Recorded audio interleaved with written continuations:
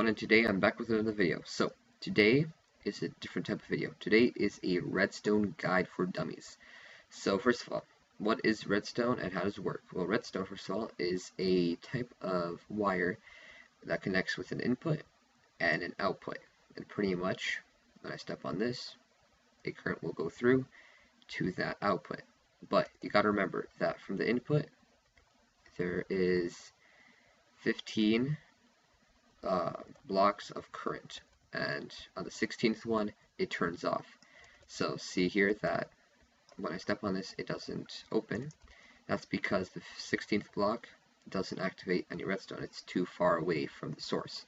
So what we have to do is put a repeater down to continue the source. Again, I'll explain more with the repeater once we get farther into the video. Step on it, it opens. Perfect. So let's talk more input. So pretty much what input is you step on it, it sends the source and to the output. So there's many inputs. So pretty much the first one is a wooden pressure plate. You can step on it, you can throw items on it, it'll activate, or you can bow it to death. My favorite, like that. The stone pressure plate is a bit different. You can't throw items on it, you can't bow it to death, so that's the only problem. But you can step on it, which will activate any animals or anything can go on it. So same with the wooden pressure plate, you can step on it, same with this one. The lever is a bit different though. This one keeps the source running until you turn it off yourself. So turn it on, although with this one, you step off, it stops. With this one, it continues the source until you turn it off yourself. The button is just like the stone pressure plate. Oh, it's getting dark. So you turn it on. Oops, sorry about that. Turn it on, and it stops eventually. Boom, boom. So the one button is a bit longer, lasts a few more seconds than the stone one. But with this one, you could also go to death, which I love. It's the best. This one's just like the wooden one, except weight affects how long the source will be. So because my character is very light, it only sends out one block. Same with this one. You can also bow it, but because the arrow is also very light, the source will be very small. You can also throw items on it. Works too. One thing that can make this a bit better is you can put repeaters down, which no matter what, if there's no matter what, there has to be a source for the repeater to continue. So I can put more down, like so. Go on it and it'll continue. Go on it and it'll continue. So the redstone torch turns it on. It's infinite pretty much. Redstone block is also infinite. And daylight sensor, this pretty much says if there's sunlight, this will turn on. But if it's night, for example, this will turn off. Let's also turn off the weather. Set. So that turns on when it detects daylight. So here are the crafting recipes for this. 2 stone, stone pressure plate, 2 wood, 1 wood pressure plate, a lever, stick, and cobblestone, 1 stone for 1 button, 1 wood for 1 button, 2 iron for 1 iron pressure plate, 2 iron, 1 gold pressure plate, 1 torch is 1 stick and 1 redstone, a 3x3 redstone is 1 redstone block. The daylight sensor is 3 slabs, 3 quartz, and 3 glass. This is a sort of furnace. Put whatever source of energy you want in there, it'll cook. Put a redstone block in there, redstone ore, sorry, and you'll get redstone. This one, just put a redstone block down, you'll get 9 redstone. So we got that covered. So let's talk more outputs. So we know that we have to have an input, source, and then an output. So pretty much here I put a command in the command block, give myself 1371.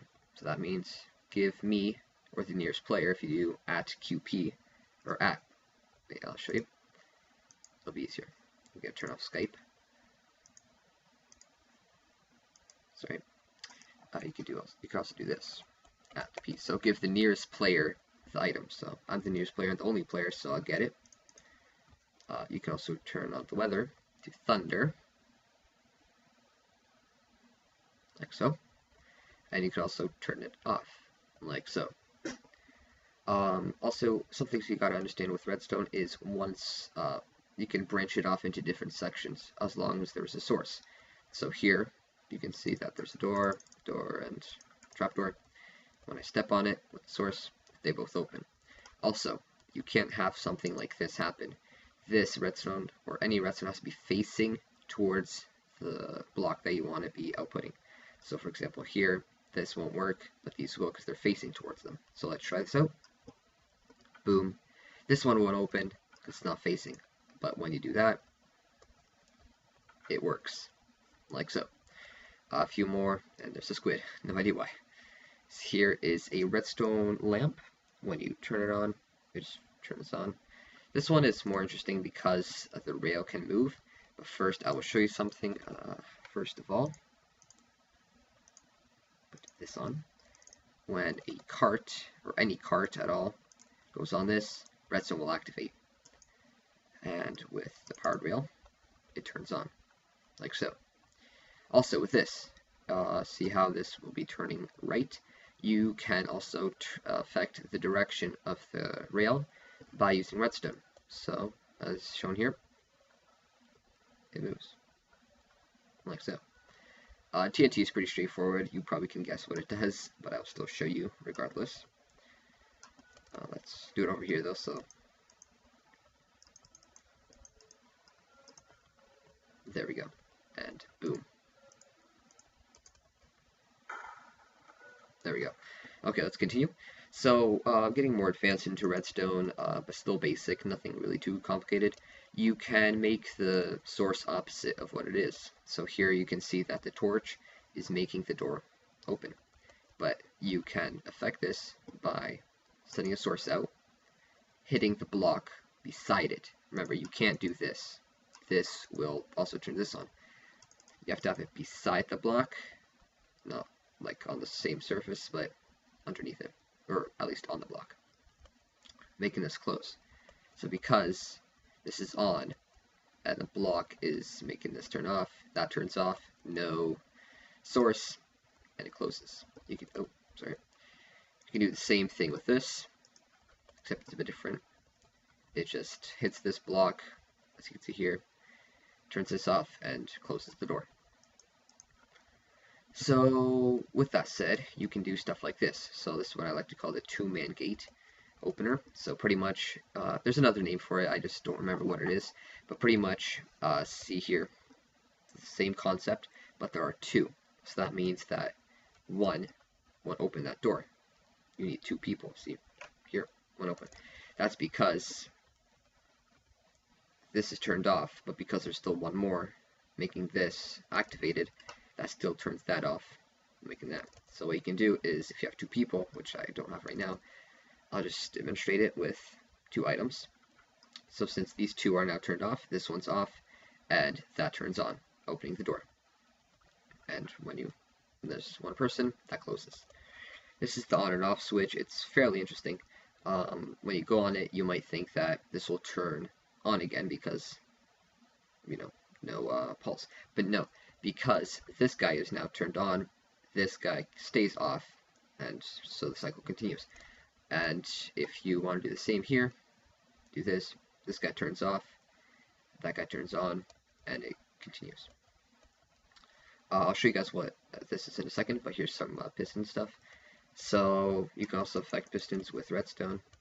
Here's pressure plate. So this is a normal piston, just pushes out, nothing much happened, just pushed out. But this one is a sticky piston, it can push it out, and it'll push it back in. So that's interesting. There's a few blocks that you can't push though, such as bedrock, furnace, chest, obsidian, and a dispenser. So as seen here, they didn't move at all.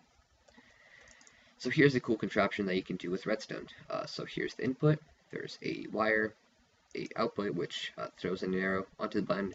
This will turn on, that's the output, throwing a leaf at the door, and this is the final output. So Hopefully this works out one shot. Nope. Sometimes it takes a little while for the arrow to hit. There we go. See, so this is possible because when this turns on, this shoots an arrow at the button. Then that activates. This activates. It throws one out, hits the door, then hits the pressure plate, making the door open. So let's just get rid of these. There we go. So here's some more outputs. So you can use doors to open. Normally you can open doors, normal doors, but iron doors you can't. So you need a pressure plate to do so. Here's a piston, normal piston. You can face it any direction you want, except I'm just doing it up just to show you now. Here's sticking piston. Here is a note block. You can see the notes going up.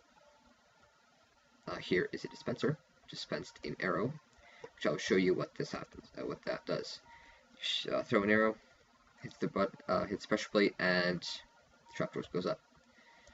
So again, with the repeaters, there's more than you can do with them. So pretty much what happens is repeater will repeat the pulse farther, but you can also delay it. So as seen here, there's no delay because the tick is at normal, so there's zero ticks. It seems normal. Here, there's one tick, so that delays it a bit. There is 2 ticks, delays it quite a bit. And here's the last and final, delayed it quite a bit. To see it more in detail, I'll put more down. And see here, it takes 1, 2, 3, about 3 seconds to get to the final output. So it does affect the actual outcome. So here's a comparator. A comparator is very interesting because it's useful for maps.